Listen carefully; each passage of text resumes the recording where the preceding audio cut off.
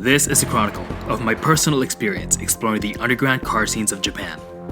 Follow my journey and discover the rich culture and history of street racing, drifting, and everything in between, here in the land of the rising sun. This is The Hunters. Hey guys, welcome to this episode of The Hunters. And today we actually have a very special episode. I brought my buddy Sam over from the channel Samit. Yep, what's up guys? Welcome.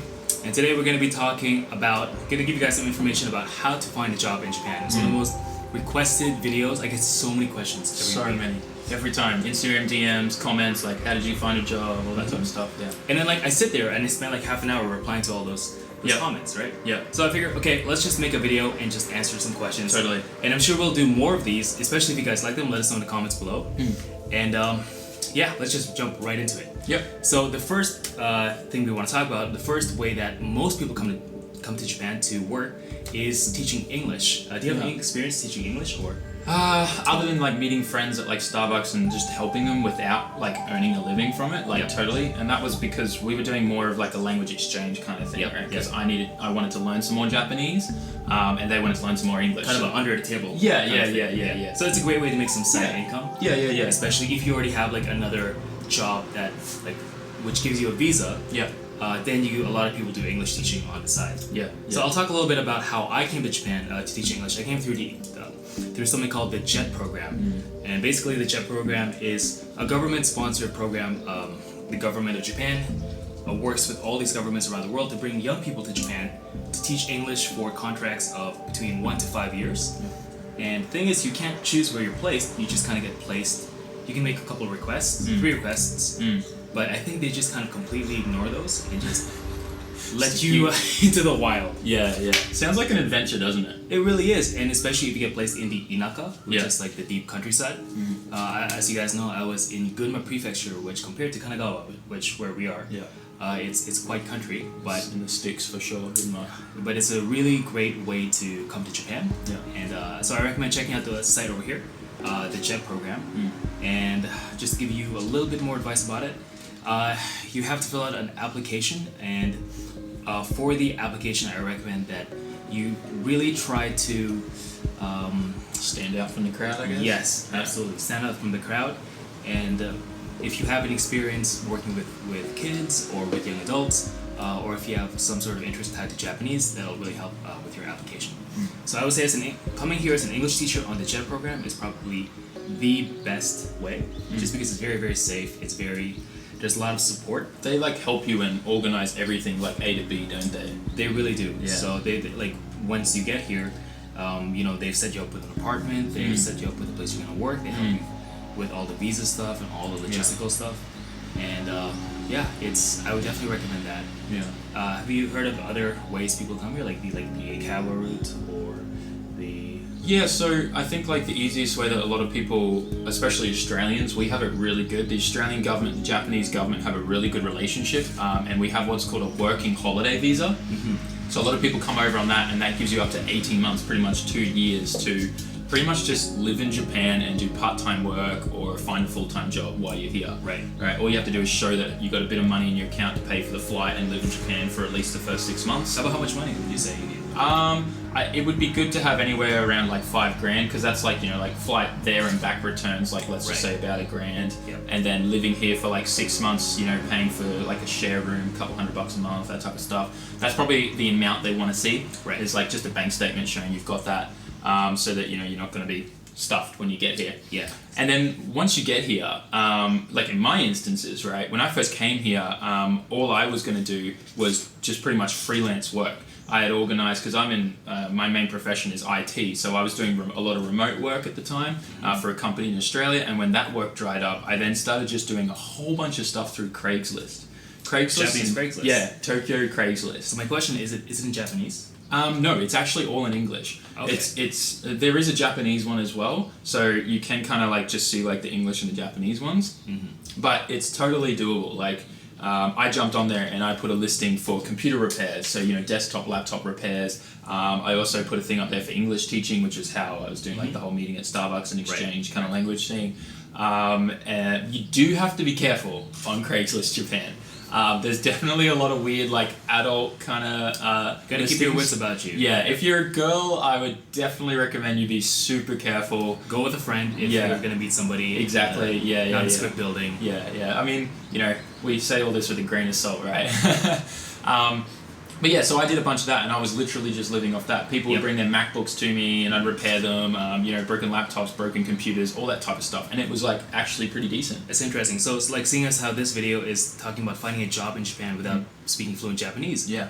Were you speaking Japanese? Nope, not at all. All these people all spoke English, and that's the best thing because Craigslist is like a bunch of people that know about Craigslist in the US and speak English and all that stuff that all live in Japan that themselves are struggling with Japanese, so they're just doing everything they can in English. So that's how I really I guess dove into that market. Right. Yeah, and then the other stuff I was doing was freelance videography work. So I was doing a lot of filming, picture editing and stuff like that, going to events, taking photos and videos for companies and stuff like that. So there's a lot of guys that do freelance full video production here in Japan, making ads and all that type of stuff. Right. You just found work through Craigslist? Yeah. So some of the work that I was doing, I was working for someone else who owned a business here, so I was just doing all the work that he didn't have time for. Right. I was editing for people's random weddings, like Red Bull ads and all this type of random stuff, right? And so my name's never going to end up on the product. Yeah. But I was just doing the freelance work for him, and I wasn't probably getting paid the rate that I should have been. But it's a great way to get your foot in the door, exactly. make connections, and get in the industry. Yeah, totally. So that's the best thing you can do. So, without speaking any Japanese, I did all of that. And well and truly enough. And then the other thing I did was modeling. Oh, interesting. I did modeling. So, people in Japan are really looking for that kind of Western look, especially with hands and things like that for cell phone ads. So I was a hand model. Get this right. Yeah, this is weird. You like a Zoolander? I was literally a hand model for Sony and the new Xperia phone. Wow. So their most recent phone last year, all their billboards, the hand that's holding it on the side is my hand. Photoshopped that's my hand with the scar off it and stuff like that. They photoshopped it. Yeah. So and that was that's insane. They literally took pictures of my hands and stuff, and I was getting paid $600 a shoot for it. That's amazing. But yeah, it's so easy, and I didn't speak any Japanese for it.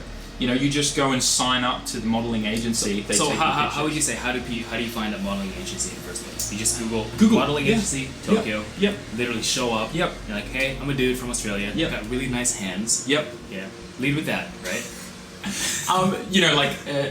I went to quite a few auditions for clothes, runway walks and stuff like that as well. Right. And I'm not a fashion guy whatsoever. Right. It's I have no idea how to walk down a runway. Luckily, I didn't get those gigs. But there were some other gigs that I got paid for as well, which was just for a phone app, which was actually a streaming app for games on cell phones. Right. And my pictures on there pretending that I'm using it, smiling and just holding the phone. Gigs like that, they just want foreigners in them. Yep. And it's super easy to get to it. A lot of people do sometimes approach you in Shibuya too. They'll come up to you and they say, "Oh, hey, I'm a photographer for a modeling agency." Those guys are generally dodgy. Be careful, especially if you're a pretty girl. Yes. Once again, yeah. They're called catch Oni-san, and they try to bring you into more dubious places. Yeah, they're pretty much recruiting to get you involved in pornography, essentially. Yeah. Unless that's what you want to do, then you do you. So the next thing we want to talk about real quick is recruiting agencies. Oh, yeah. So that's actually how I found my current job. I have a good friend who works at a recruiting agency called Robert Walters. Yep. And what I did was, while I was still a Jet, I basically, you can only do Jet for up to 5 years. And so because I wanted to continue staying in Japan, I had to figure out a way to continue staying here. Yep. And find a different job. Yep. So I was working some other English teaching jobs, things related to that. But I really wanted to break into kind of the tech field or the movie related field. And so I reached out to my friend who's working at this agency, and he basically just put me in touch with different companies. I didn't have to do anything. I just sent them my resume. Yeah. And they would set up interviews with these companies, and I would just go and interview with these companies. Yep. And I found a job that's a great fit. It's really fun, and it's a good job for continuing to stay in Japan. Yeah. The number one thing is you need a visa to stay in Japan. Yeah, that's right. And so if you come on a working holiday visa, you stay for 2 years, but if you want to stay longer, as a lot of people end up wanting to stay, a lot of people stay as English teachers, but if you want to move out of the English teaching field, I really recommend finding a job through a recruiting agency as one of your options. Yeah. You can continue to apply directly, but it's always good to have multiple options. Yep. And that's how I ended up my job too. It was actually through Robert Walters as well, believe it or not. Woo! Yeah. It's not an ad. It's not an ad. No, but literally, someone just from Robert Walters approached me on LinkedIn, and it turned out I had friends in common that worked with him. Yep. And then I sent him my resume, and then he forwarded it to a whole bunch of other companies, and then I ended up working in a TV production company here. Wow. So that's awesome. Yeah, like that's literally like the best thing you can do. Get over here, start doing something to earn a living so you can survive while you kind of test the market, figure out what you want to do, and figure out how to just survive. Yes, you like figure out life skills is really important. As well as you kind of figure out whether or not you can do it, and like, if you want to. Yeah, really. Yeah, that's so true. Because the whole culture shock thing, it does take like a year before that kind of sets in. Absolutely. And, first it's all magic and rainbows and butterflies. Yeah, and then you start seeing the dark side. And then the pit of despair. We've all been there. It sinks and it comes down. Awesome. Is that everything? Are we good? We got one more. Okay. One more I wanted to cover really quickly. I want to make this video not super long, make it informational for you guys, and hopefully you guys are still watching. The last thing is, it might be something you guys want to look into if you're American, and this would be going through the military, actually. And so you can come as a service member or an officer, but recently I've met people who have come as civilian contractors. Yep. I met somebody who was a school teacher, and another person you were saying was like a technician. Yeah, so he does all the wiring on the airplanes for the Air Force. So definitely, if you're able to get into that ecosystem, maybe you just want to come as a serviceman.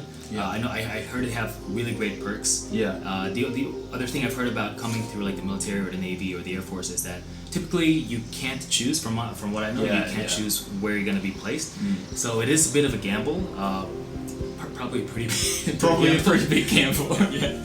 But you know, it does pop up. Like from what I understand from my friends is, you know, once they finish their training and stuff, they kind of like get given like what happened with you with Jet, like, you know, you get to kind of choose where you'd like to go. Right. And after a certain amount of meetings and stuff, you can sometimes, you know, it may take a couple times, but you will eventually end up here. Absolutely, yeah. So there are a lot of options, and definitely coming here as an English teacher is not the only one. Yeah. I wouldn't even say it's particularly bad or anything like that. We just want to give you guys options and give you guys ideas and open up your mind. Especially based from our experience too. Like I came a completely different way than Albo did. Yeah. Yeah, and I kind of did it all like just out of nowhere from thin air. So. Right. And so we've been here for a while now. I've been here for 8 years, and you've been here for just over 3 now. Yep. And you know, like a lot of things will change, but hopefully you guys will figure out your best way to come to Japan. Yeah. And maybe you'll come as an English teacher, and you'll do it kind of the way I did. I'll get a different job some other way. And we just wish you guys the best, and hope you guys find the right job for you. Hopefully we'll see some more of you guys out here. It'd be cool to have like a whole big group of you guys that like Daikaku Futo. Yeah, we'll throw a Drift Hunter meetup. Why don't you pitch your channel again one more time for the people who are still watching? If you don't know my channel, it's called Sammit, Sammit. It's pretty much follow my journey as I get up to competition level drifting here in Japan, and like the whole like drifting scene and all that type of stuff, and I think that's about it really. That covers everything. So and Sam also gives me tons of advice about living in Japan and also about like car stuff. So he's definitely a really cool guy to follow. I really recommend that you check out his content. He will be making a lot of stuff in the future. Also, if you guys discovered my channel through this video, but you don't really know what this is about, I make documentaries about basically about JDM culture. Yep. And so maybe you want to check out this video, or this video. Yep. Hopefully it's something you're interested in. If not, keep watching and let us know what kind of videos you want information about if it pertains to living in Japan. Yeah. So we'll catch you guys in the next video. Thanks again so much, and see you next time. See you next time, guys. Peace. Yeah, not bad. I'm sure we can cut some stuff out of that, but you'll have fun. Yeah, it's pretty good.